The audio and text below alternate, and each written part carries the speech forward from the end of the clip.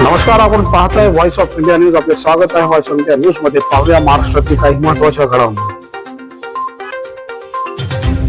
राज्यातील रोजगार हमी योजनेतील कामगारांचे मुंबई आझाद मैदान या ठिकाणी आंदोलन. याचा आढावा घेतला आमच्या प्रतिनिधी. पाहूया पुढे ही बातमी. असोसिएशन शासनाची सोसायटी आहे.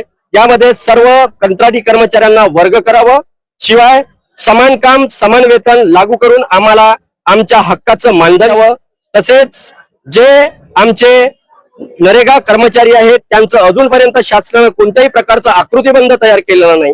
अशा सर्व कर्मचाऱ्यांचे आकृतीबंध तयार करून आम्हाला न्यायिक हक्क द्यावं, यासाठी आम्ही सर्व 4500 कर्मचारी या ठिकाणी उपस्थित झालेलो आहोत.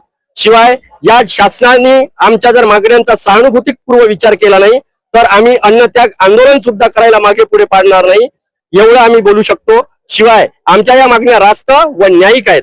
यामधून सर्व कर्मचाऱ्यांनी आजपर्यंत जी सेवा दिली त्याचा अधिकार आहे. आज प्रत्येक विभागातील कर्मचारी जे आहेत ते शासन सेवेत समायोजित झालेले आहेत, जे की फक्त दिवसातून 8 तास काम करतात. आणि आम्ही नरेगाचे कर्मचारी दिवसातून 24 तास सुद्धा नरेगाचाच विचार करून नरेगाचंच काम करतो. आमच्या कुटुंबाला सुद्धा वेळ द्यायला आम्हाला वेळ मिळत नाही.